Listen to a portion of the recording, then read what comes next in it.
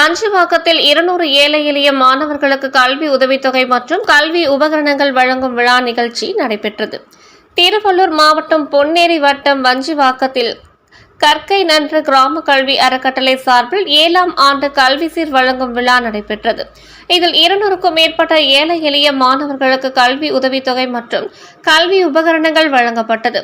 பொன்னேரி சுற்று வட்டாரத்தில் கல்வி பயிலும் ஏழை எளிய மாணவர்களுக்கு ஆண்டுதோறும் கற்கை நன்று கிராம கல்வி அறக்கட்டளை சார்பில் கல்வி சீர் வழங்கப்பட்டு வருகிறது. அதன்படி இந்த ஆண்டு 2025 அரசு உயர்நிலை மேல்நிலைப் பள்ளி மற்றும் கல்லூரிகளில் பயிலும் மாணவ மாணவியர்களுக்கு நோட்டு புத்தகங்கள் மற்றும் பள்ளி பேக் உடன் தலா 1 வருடத்திற்கான அந்தந்த பள்ளி கல்லூரிகளில் வசூல் செய்யும் கல்வி கட்டணம் உள்ளிட்டவைகளை கல்வி சீராக வழங்கப்பட்டது.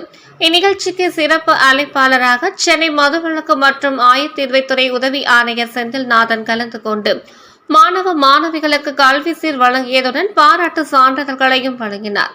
கற்கை நன்று கிராம கல்வி அறக்கட்டளை மூலம் மாலை வகுப்பு பயின்ற 10ஆம் வகுப்பு மாணவி டில்லி குமாரி அரசு 10ஆம் வகுப்பு பொதுத் தேர்வில் 454 மதிப்பெண் எடுத்து பள்ளியில் முதல் மாணவியாக தேர்ச்சி பெற்றமைக்கு ரூபாய் 56,000 மேற்படிப்பிற்காக வழங்கப்பட்டது.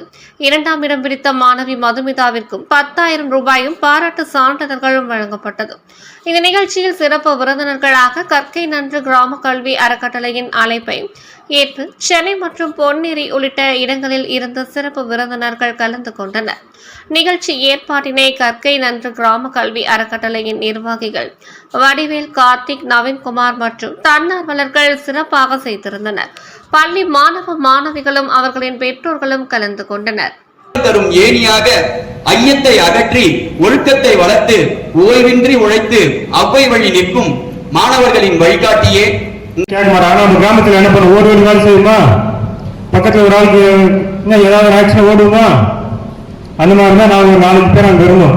ஓடி அவங்க தக்க நேரத்தில் ஹாஸ்பிட்டலில் கொண்டு போய் அந்த டாக்டர் கிட்ட பேசி என்னென்ன பண்ணணுமோ பண்ணி அவர் வந்து சிகிச்சை பெற்று வீட்டுக்கு வந்தோடனே அந்த அம்மா வந்து